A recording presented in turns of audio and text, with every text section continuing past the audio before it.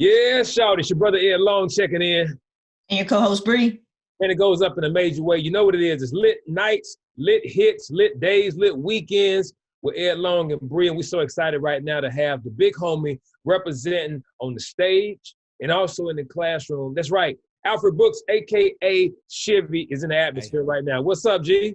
Man, blessed and favored, man. Blessed and favored. How are you?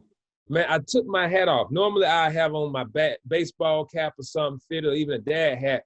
But I took it off because I was just believing that if I asked you for that nice brim that you got on right now, that you would go ahead and shoot that thing in the mail to your brother, and we could be twins or something. You feel what I'm saying? I'm saying, I got a few of them around here, you know what I mean, hanging around. You ain't necessarily got to get this one, but we got one for you. Please, does it have a feather on it?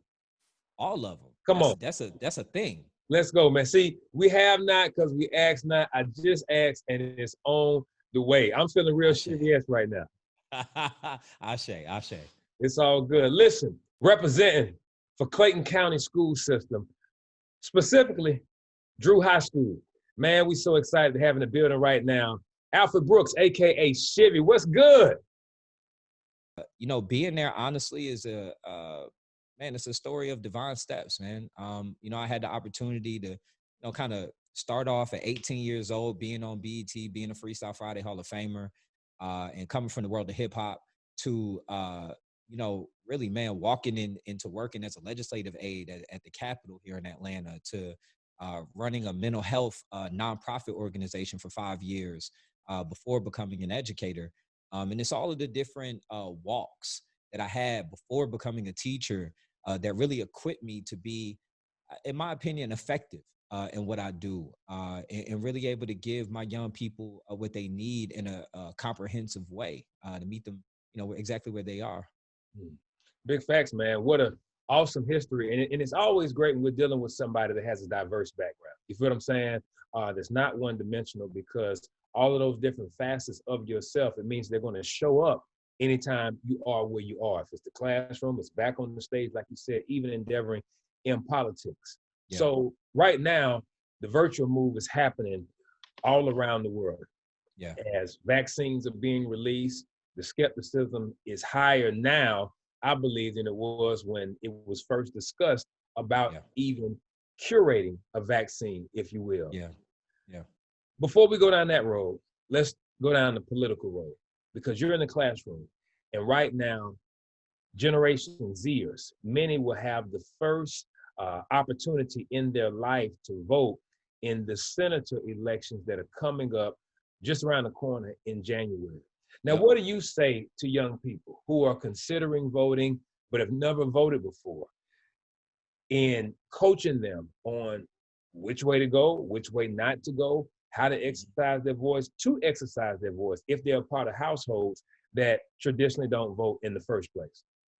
Man, it's just, I think for a lot of young people, they have a hard time making a connection between politicians and policy, and between policy and what they see right there on their own block.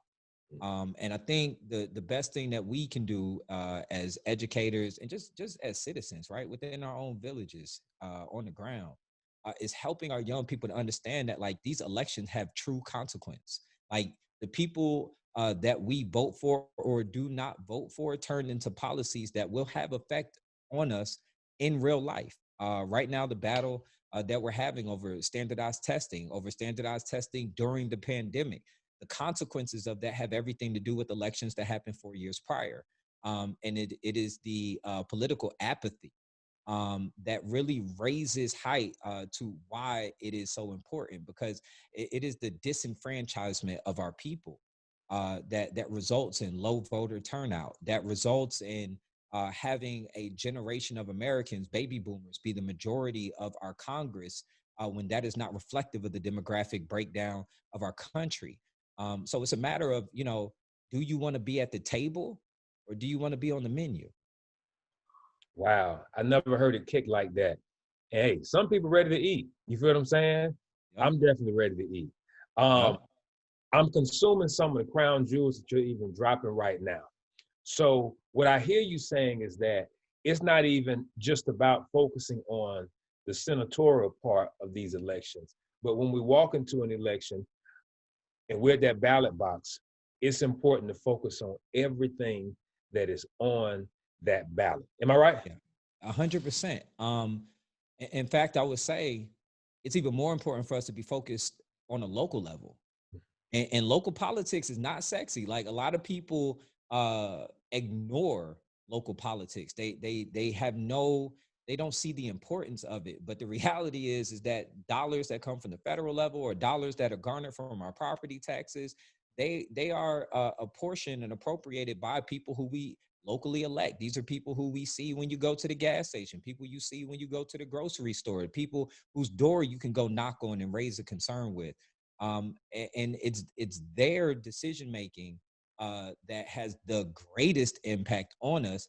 Yet, when there's not a presidential election at the top of the ticket, those are the ones we ignore. Those are the ones we don't pay attention to. And it is one of the greatest concerns that I have about the Ossoff Warnock race coming up in January is that, you know, people feel like they can, you know, take the day off when it comes to voting.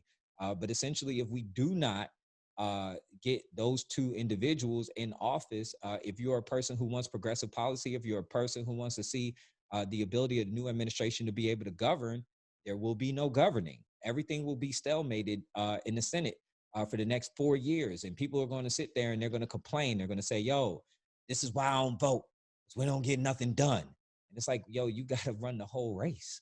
You know, we done got 90% there. We got 10% left to go. You got to finish the whole race. You got to get through the finish line. And this is what it looks like right now. So we have to really help our young people understand the importance and the emergency of this moment. And one last thing I'll say on that is this: between Gen Z and between millennials, there are more individuals in that demographic than there are any other American demographic out there.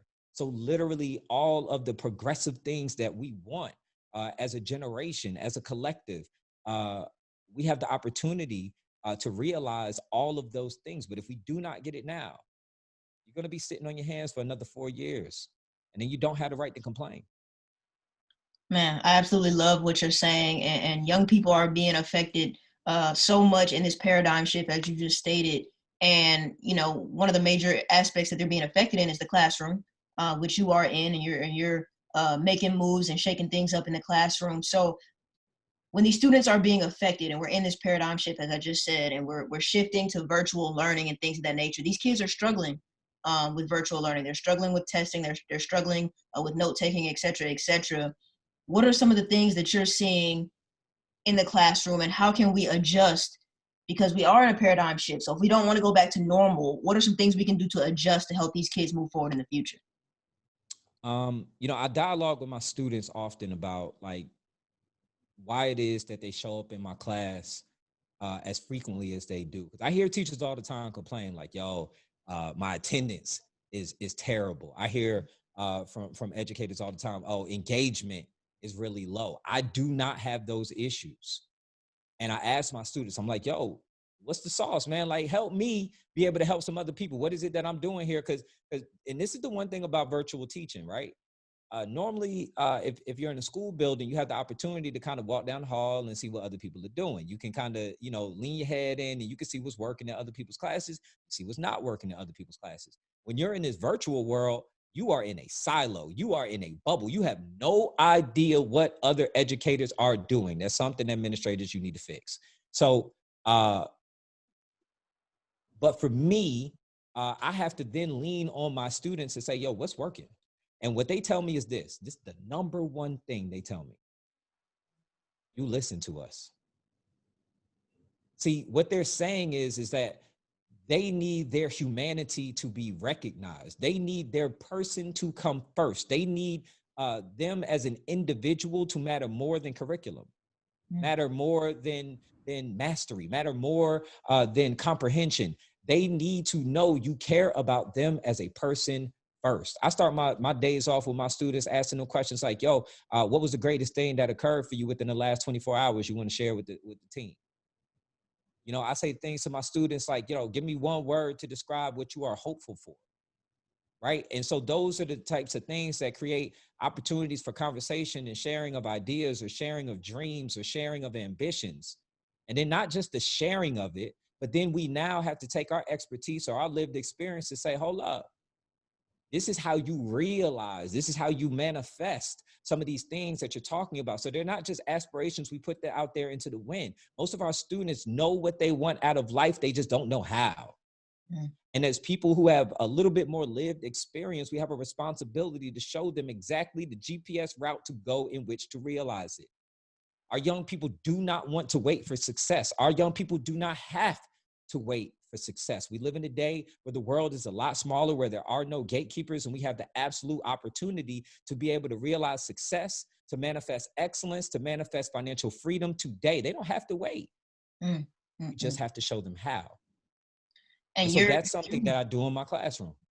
Yeah, you're definitely showing them, and you're a part of this now movement, Teachers for Good Trouble, showing them exactly how to do that. They don't have to wait on success. They don't have to wait on change. How did that movement come about, and how is what you're doing in that movement affecting them in the classroom? Just 2.5 weeks ago, I was on an Instagram live talking with a brother named Keon, who's currently a grad student at UPenn, education student. And I get a text from my mother saying that one of the elders in our family had passed away due to COVID.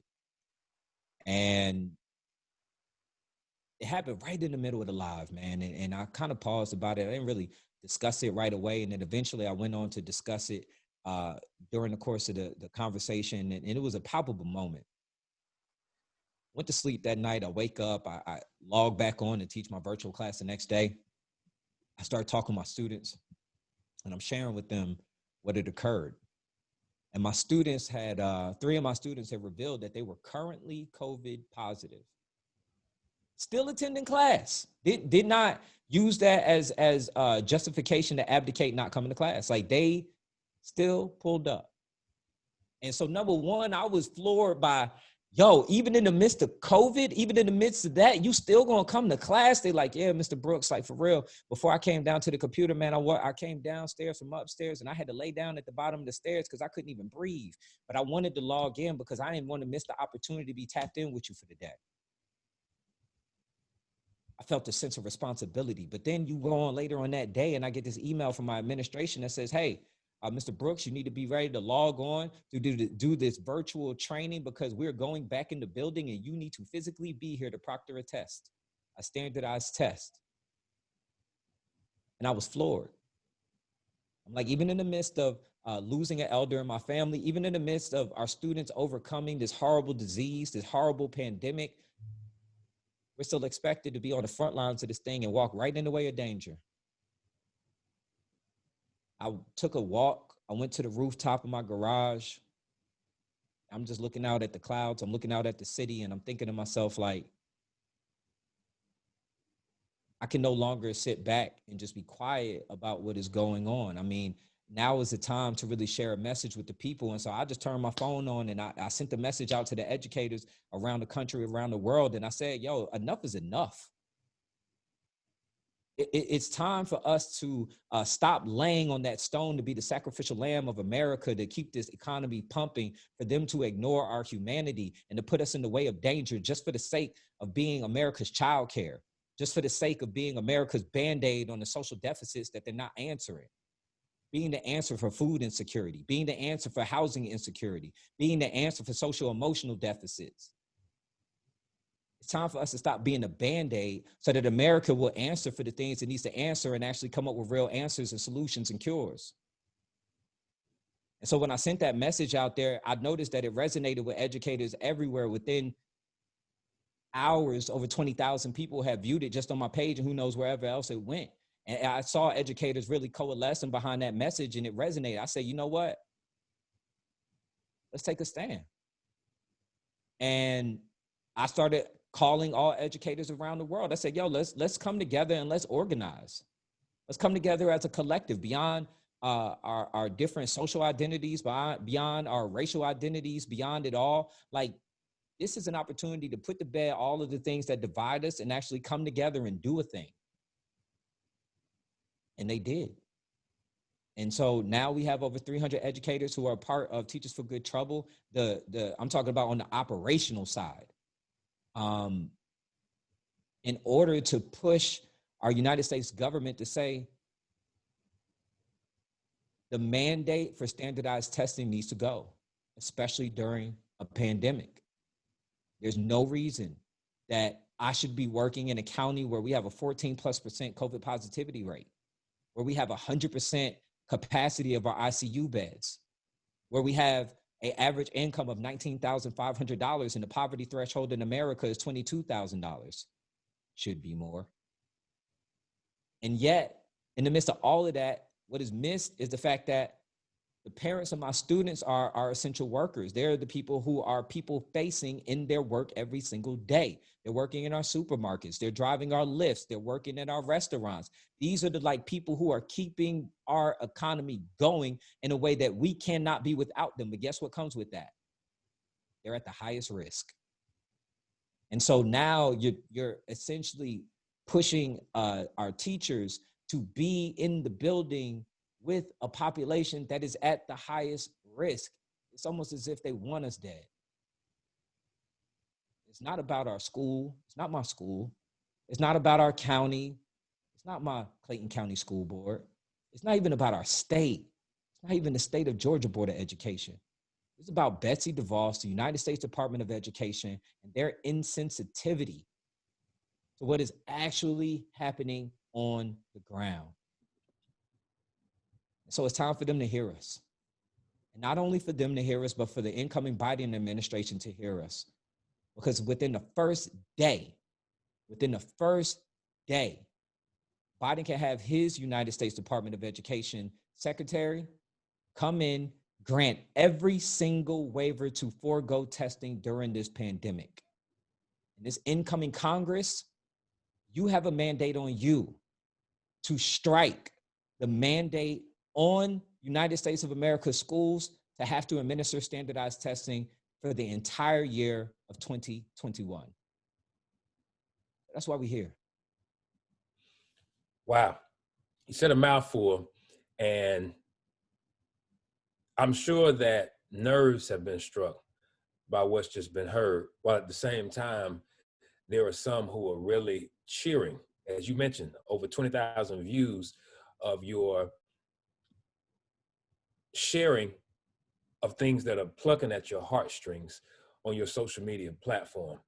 Ladies and gentlemen, this is Mr. Brooks, AKA Shivy, who's really living in truth, lit with Bree and I right now. Now, you gave a short-term solution to the things that you view as problems. Can you also suggest what may be some long-term solutions? I like how Dr. Cindy Trim says that the world that we were born into, it no longer exists.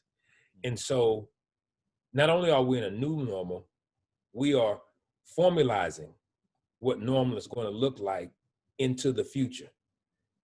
COVID could be the first of a myriad of things that continues to offset normality and bring change. So from a long-term and educational reform standpoint, what does that look like to you? In the long term, what we need are several things in order to make education what it deserves to be. If we ever want to realize schools that are liberated from capitalism, then we have to divorce our local school funding from property taxes. We talk about wanting to have equity and inclusion in our schools. Well, it is the concentration of home ownership wealth that causes the inequities that we see throughout. So if we want to liberate it, we really have to have a conversation about our tax structure and how we actually fund schools locally. If we want to take care of our teachers the way that we say we do, every teacher deserves to have free mental health care available. And what that looks like is not giving us 5 or 6 EAP visits per year. We deserve 24 every other week.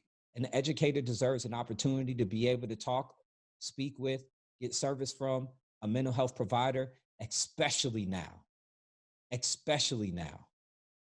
We deserve to have a national teacher minimum wage of at least $75,000 with adjustments for living costs in certain areas.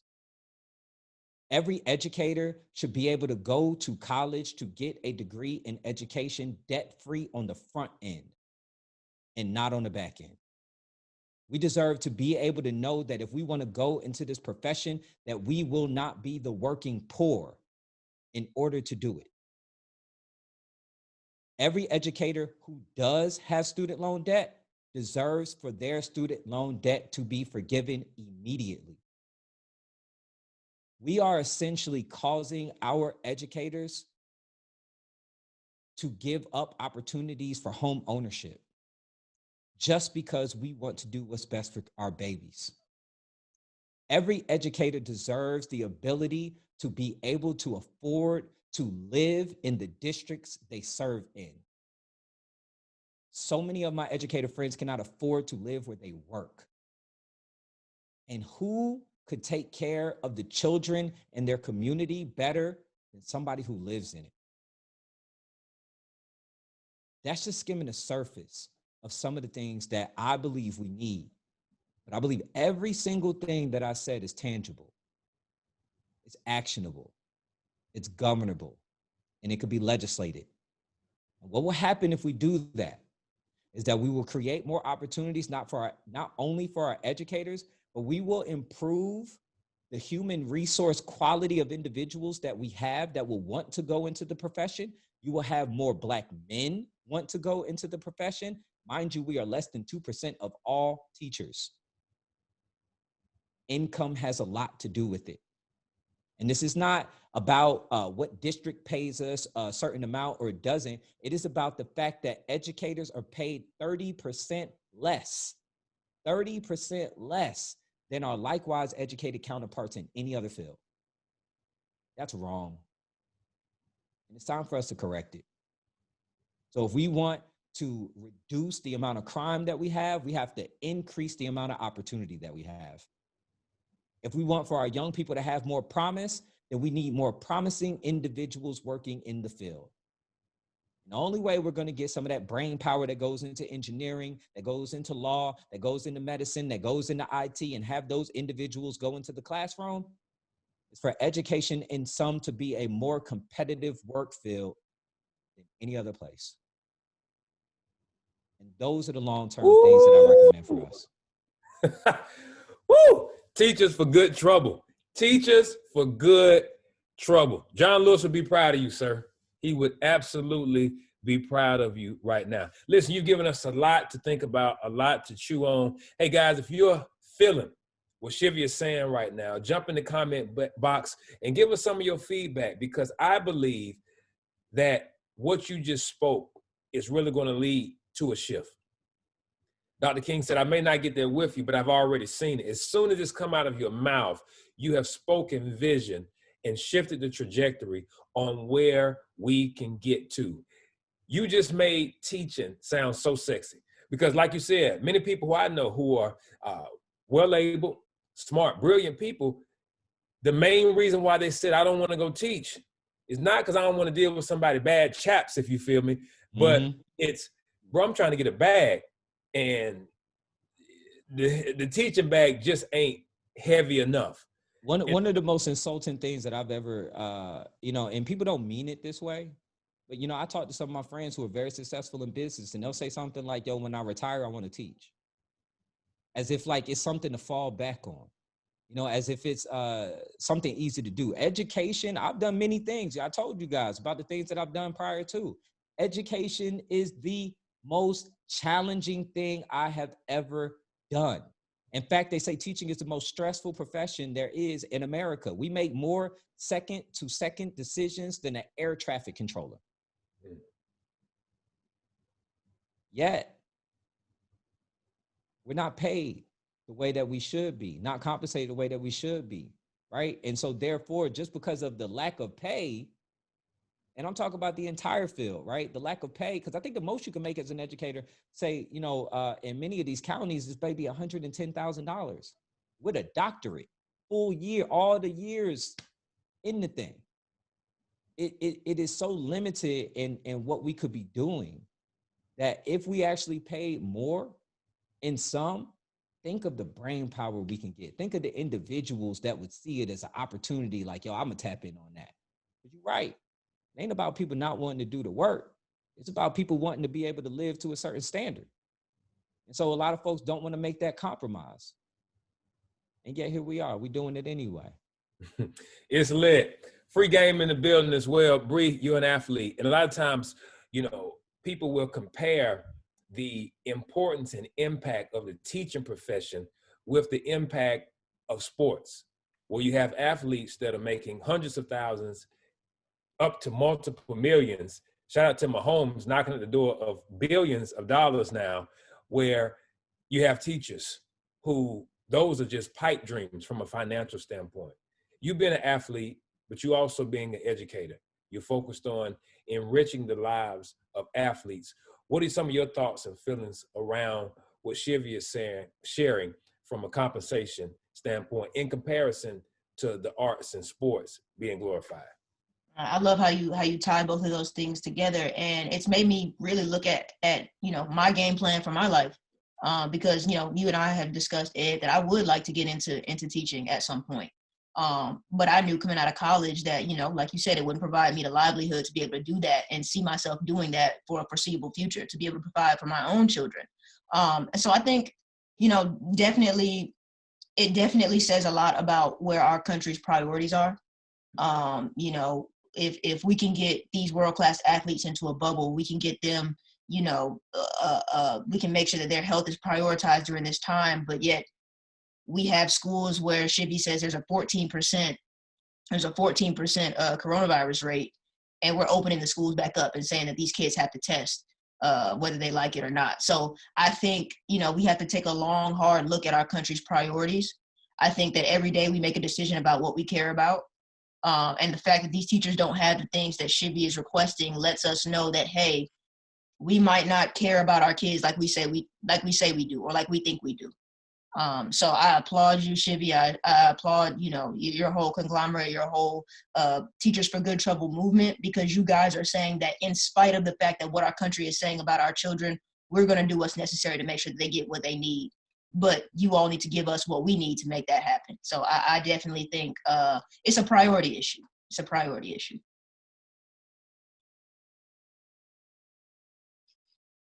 I appreciate that. I would, hey, you on mute, brother. But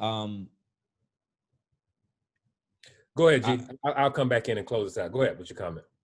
No, I do want to add that, you know, listen, here I am in Atlanta, Georgia, right, in a right to work state. I think the other part that's missed about this movement is the amount of risk that's being taken by those of us who are deciding to be vocal, especially, you know, it's not just here in Georgia. I also want to add that, you know, this Teacher for Good Trouble movement, we're in Milwaukee, we're in LA, we're in Houston, we're in Washington, D.C., New York City, New Jersey, right? Detroit. We're in so many different cities. We're in the UK. We got movement going down on Tuesday in the UK. And all of this is happening in spite of the fact that we are literally risking our jobs. I work in a right to work state, which means I could be fired. I could be fired just for exercising my First Amendment right to organize, my First Amendment right to speak up, my First Amendment right to petition. It's literally illegal to do so in this state. And yet we're doing it anyway. And so the principles of Representative John Lewis is what we live by. That's why we named it what we named it. I had the privilege to be able to meet the man a few times in life. I had the privilege of being mentored by people like Attorney Gerald Griggs at the NAACP here in Georgia, who was mentored by Representative John Lewis, by C.T. Vivian.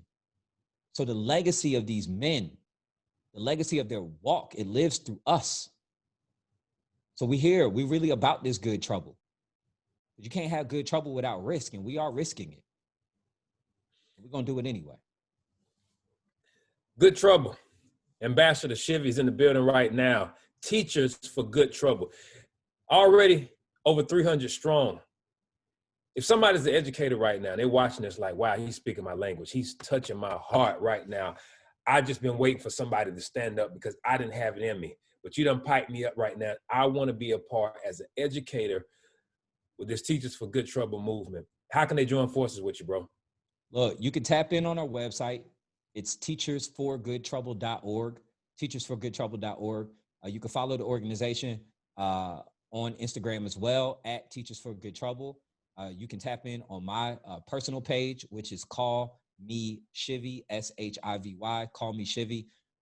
Any of those platforms, you'll be able to get in touch with us. On our website, we have a link directly where you can join our GroupMe.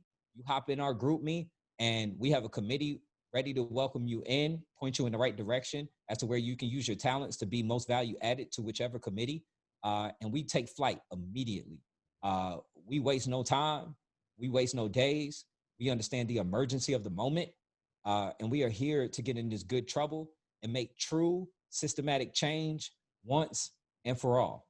So we're here as soon as you're ready to tap in with us so that we can go ahead and make education everything that it deserves to be for our babies. Call him Shivy. Matter of fact, call him if you're about to get into some good trouble. He's down there at Drew in Clayton County, Georgia. That's right. Yep. Alfred Brooks is in the building. We thank you so much for joining us and shining a light.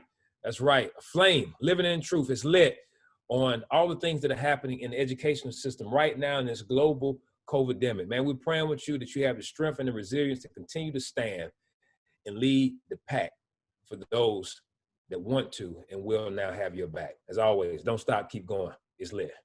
Thank you.